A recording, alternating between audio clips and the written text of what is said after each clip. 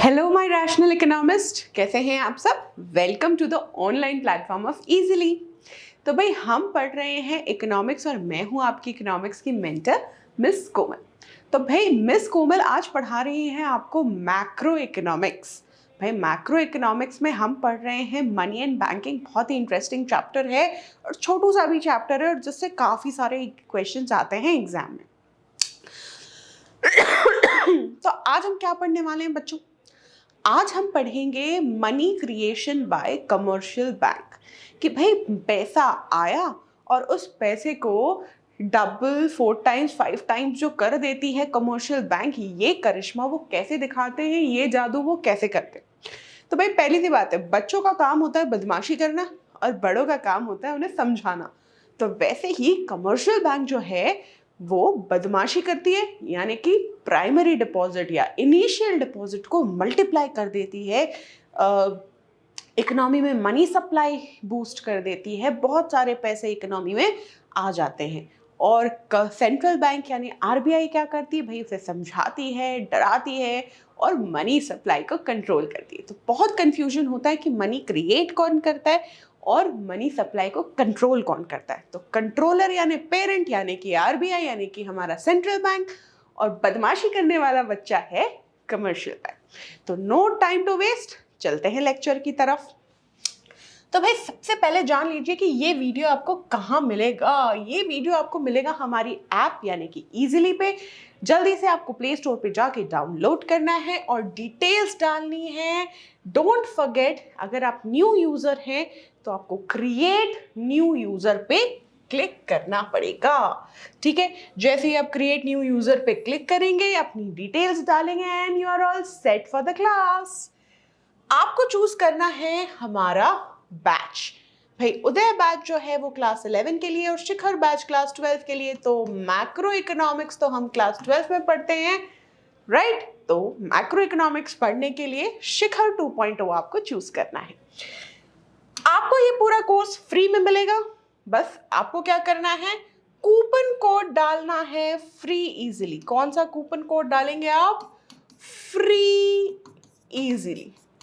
अगर ये coupon code आपने डाल दिया तो all set for the class. कोई पैसे नहीं, सारा कंटेंट आपको फ्री ऑफ कॉस्ट मिलेगा। कोई डाउट है तो आप हमारे ऐप पर पूछिए, कोई डाउट है तो आप हमारे टेलीग्राम ग्रुप पे पूछिए, राइट? आगे चलते हैं। तो भाई आज की क्लास है credit creation bye commercial bank. तो सबसे पहले कि भाई हमें क्या क्या चीज की रिक्वायरमेंट है, क्या हमें आना चाहिए, पता होना चाहिए टू स्टडी दिस टॉपिक। तो भाई सबसे पहले हमें पता होना चाहिए कि प्राइमरी डिपॉजिट क्या होता है। ठीक है, प्राइमरी डिपॉजिट यानी फर्स्ट टाइम जो पैसे मार्केट में आए हैं, किसी बंदे ने उसे जाके बैंक में डिपॉजिट किया है। तो प्राइमरी डिपॉजिट होता है हमारा इनिशियल डिपॉजिट। क्या होता है? हमारा इनिशियल डिपॉजिट, जो कि हमारा हाई पावर मनी भी हम जिसको कह सकते हैं, जिससे मनी मल्टीप्लाई होगा और ज्यादा क्रिएट होगा। ठीक है, कैश रिजर्व रेशियो क्या है भाई? एक परसेंटेज है किसका? डिपॉजिट का, जो कमर्शियल बैंक्स जो हैं आरबीआई के पास यानी कि सेंट्रल बैंक के पास रख देते हैं। क्या है हमारा what is our reserve ratio या फिर cash reserve ratio? The percentage of total deposit जो कमर्शियल बैंक आरबीआई के पास रखती है। You got it right. चलिए नेक्स्ट बात, ये एसेट एंड लायबिलिटीज क्या होती हैं भाई? एसेट वो जिसमें हमारी लेनदारी है, ठीक है, हमें कुछ वापस मिलेगा, it's an asset for us, यानी कि ये हमारा वेल्थ है जो हमारे पास होता है। तो बैंक के लिए उसका वेल्थ क्या है, बैंक के लिए उसका प्रॉफिट क्या है, बैंक के लिए उसका एसेट क्या है, बैंक के लिए उसकी लेनदारी क्या है, लेने का क्या लेंगे वो। ठीक है, तो एसेट जितने भी होते हैं वो बैंक के लिए उनके लोन्स होते हैं, लोन के ऊपर इंटरेस्ट होता है, ये सब बैंक के लिए एसेट है। लाइबिलिटीज क्या है? जितनी भी डिपॉजिट्स बैंक के पास गए हैं वो सारे उनकी लाइबिलिटीज यानी देनदारी है, यानी कि उसका कर्ज है, उसको फ्यूचर में चुकाना है। तो ये हो गई हमारी लाइबिलिटीज की बातें। चलिए, तो ये 3 term, primary deposit, reserve ratio, cash reserve ratio बोल लीजिए, ठीक है, एंड एसेट एंड लायबिलिटीज हमें पता होना चाहिए इनका मीनिंग, तो हमने डिस्कस कर लिया है। अब हम एक स्टोरी बनाते हैं इस पे कि मान लीजिए भाई हमारे यहाँ पे इकोनॉमी में बहुत सारे बैंक्स हैं, पीएनबी है, ICICI, SBI, bank of Baroda, bank of India, HDFC, और भी देना बैंक, बंधन बैंक, काफी सारे बैंक्स हैं। उन सबको मान लो कि there is only one bank, ठीक है, एक ही बैंक है। एक बार हम सपोज कर लेते हैं, मान लेते हैं, तो भाई अगर एक ही बैंक होगा, अगर एक ही बैंक होगा तो सब यहीं डिपॉजिट करेंगे, सब पैसे यहाँ पे डिपॉजिट करेंगे, जितने भी कस्टमर है सब यहाँ पर ही पैसे डिपॉजिट करेंगे। और अगर उनको लोन लेना है तो इसी बैंक से लोन भी लेंगे, ठीक है। तो यही बैंक जो है इकोनॉमी में ऑपरेट कर रहा है, ये हमने अजम्पशन ले लिया कि सब इसी से डिपॉजिट करेंगे और सब इससे ही लोन लेंगे, ठीक है। इतनी कहानी क्लियर हो गई। आगे चलते हैं भैया, आगे क्या बता रहे हैं कि भाई अब क्या करना है नेक्स्ट, हमें नेक्स्ट बात आ जाएगी कि एसेट क्या है बैंक का। बैंक के लिए एसेट क्या है, अभी अभी मैंने आपको बताया, उसका रिजर्व्स और लोन, क्योंकि कैश रिजर्व रेशियो कहाँ चला गया है, CRR बोल दीजिए, किसी बुक में LRR भी मिल जाता है, ठीक है। चलिए, तो जो रिजर्व्स हैं वो आरबीआई के पास सेफली पड़े हैं, वो बैंक के हैं, बैंक उनको ले सकते हैं। और लोन, ये हो गए एसेट फॉर कमर्शियल बैंक। और लायबिलिटीज क्या है कमर्शियल बैंक की, लायबिलिटीज है उनके सारे डिपॉजिट्स, ठीक है। तो अब ये बताओ कि कमर्शियल बैंक कैसे क्रेडिट क्रिएट करेगा या फिर मनी सप्लाई, क्रेडिट यानी उधार, मनी सप्लाई यानी मार्केट में कैसे पैसे बढ़ेंगे, कैसे ये मैकेनिज्म काम करता है। तो भाई ये मैकेनिज्म कैसे काम करेगा, चलिए देखते हैं। तो मान लीजिए हम एक बैलेंस शीट ले लेते हैं, क्या ले रहे हैं, बैलेंस शीट ले रहे हैं बैंक की। बैंक की बैलेंस शीट है तो इस तरफ लायबिलिटीज लिखी हुई हैं और इस तरफ हमारे एसेट्स लिखे हुए हैं। लायबिलिटीज एंड एसेट्स होते हैं ना बैलेंस शीट में, ठीक है। तो भाई एक ना कस्टमर है बैंक का, मिस्टर लालू, मिस्टर लालू जी आते हैं और 1000 रुपए बैंक में डिपॉजिट कर देते हैं। तो भाई हम इस असम्पशन पे चल रहे हैं कि हमारे पास एक ही बैंक है, ठीक है। बैंक बहुत सारे हैं, यही जो मॉडल है वो मल्टीपल बैंक्स में भी काम करेगा। तो भाई 1000 रुपए उन्होंने डिपॉजिट किए। अब डिपॉजिट करने के बाद इसमें से थोड़ा सा पैसा जो बैंक है वो अपने पापा को भेज देगी, यानी आरबीआई को भेज देगी, यानी कि कैश रिजर्व रेशियो की तरह percentage of initial total deposit जो भी है 1% भेज देगी। वो परसेंटेज कितना है भाई, हमारे एग्जाम्पल में ये 10% है, ठीक है। 10% जो है कैश रिजर्व रेशियो है जो कमर्शियल बैंक सेंट्रल बैंक को भेज देगी, बड़ी अच्छी बात है। बाकी बच गए 900 रुपए, वो इन्हें लोन की तरह इशू कर देगी। तो भाई मिस्टर चालू जी बहुत ही चालू, उन्होंने ये 900 रुपए जो है वो एज लोन ले लिए और लोन जाके वो कहाँ रखेंगे, एक ही बैंक है तो इसी बैंक में आके डिपॉजिट करेंगे। तो मिस्टर चालू ने अब कितने रुपए डिपॉजिट किए, 900 रुपए। कहाँ डिपॉजिट किए, इसी बैंक में। अब 900 रुपए में से इसका 10% कहाँ चला जाएगा, 90 रुपीज चला जाएगा एज रिजर्व, कहाँ, आरबीआई के पास। और बच गए कितने, 810 रुपए। 810 रुपए जो है वो फिर लोन की तरह बैंक इशू। तो 1000 रुपए आए थे। तो हमेशा क्या ना, बैंक ये मानता है कि सब कोई एक बार में मेरे से पैसे वापस लेने नहीं आएंगे, ठीक है। अगर 100 लोगों ने डिपॉजिट किया है तो उसमें से 10 या 20 लोग होंगे जो शायद मेरे से पैसे वापस विड्रॉ करने आए। बाकी के पैसों का मैं क्या करूंगा, तो बाकी के पैसे वो इन्वेस्ट कर देते हैं, लोन की तरह दे देते हैं, ताकि वो उस पर ज्यादा रेट ऑफ इंटरेस्ट कमा पाए। आई बात समझ में, कितना बैंक दिमाग लगाती है प्रॉफिट कमाने के लिए। तो चलिए आगे देखते हैं।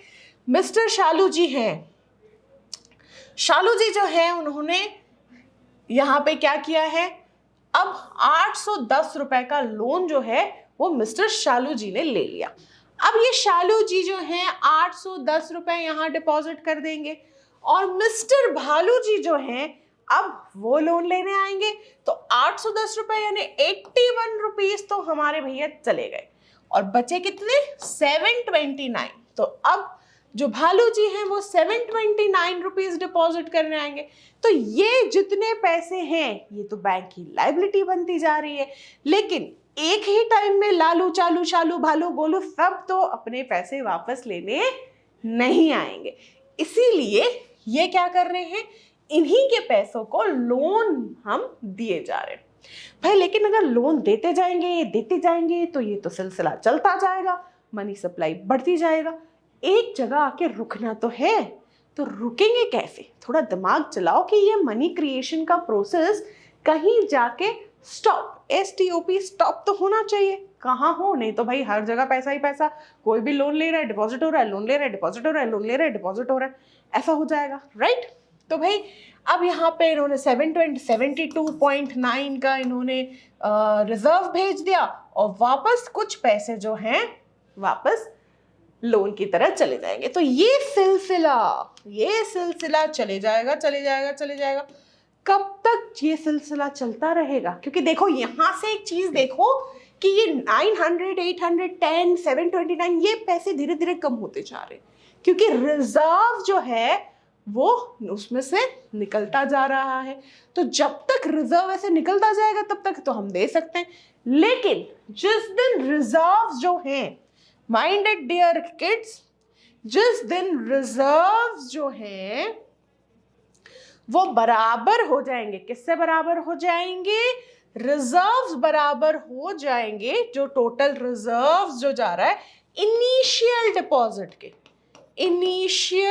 डिपॉजिट के, उस दिन मनी क्रिएशन का प्रोसेस बंद हो जाएगा।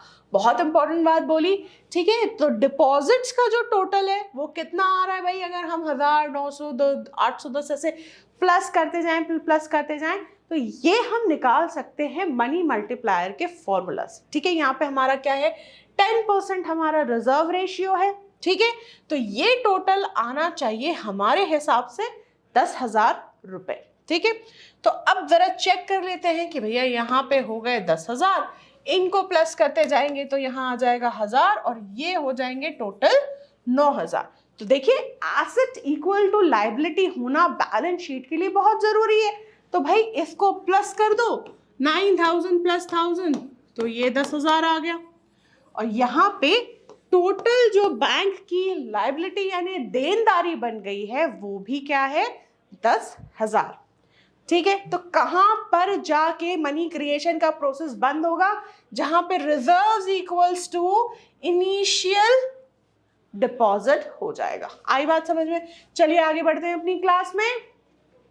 तो फिर से एक बार मैं बता दूं कि भाई कहां पे हमारा मनी क्रिएशन प्रोसेस स्टॉप हो जाएगा।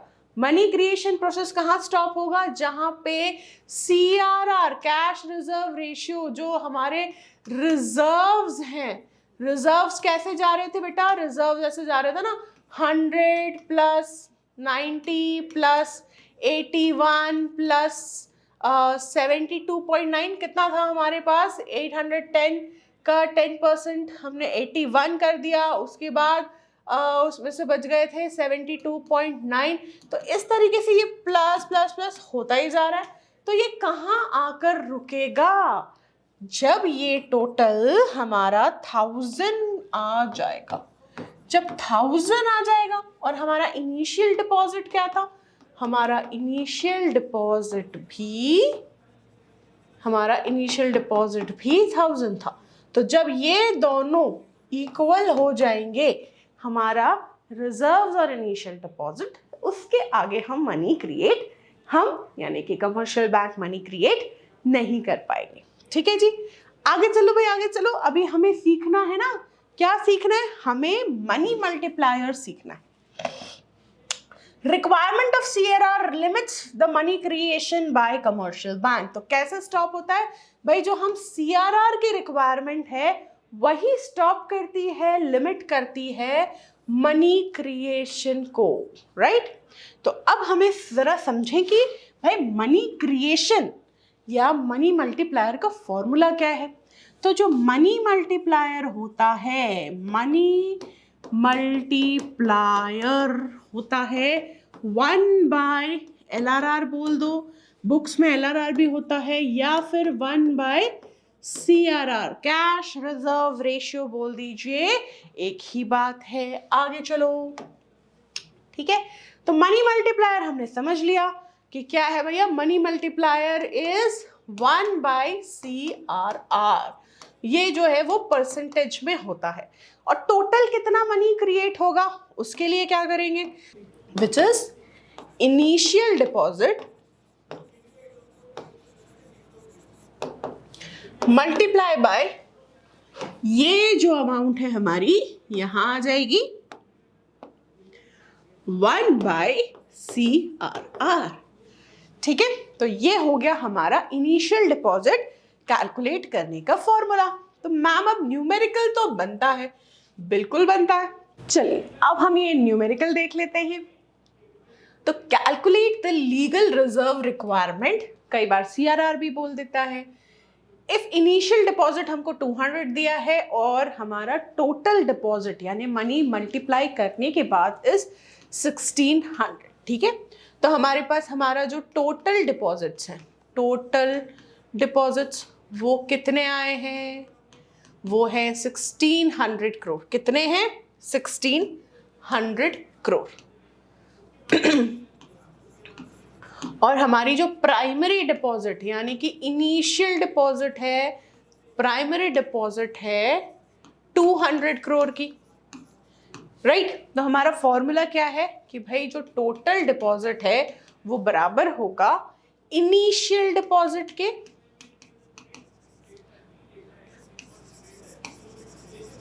मल्टीप्लाई बाय 1/LRR, ठीक है। और यहां हमें किसकी वैल्यू निकालनी है, हमें निकालनी है LRR की वैल्यू। तो कैसे होगा मैम ये, चलिए सॉल्व कर लेते हैं जल्दी से।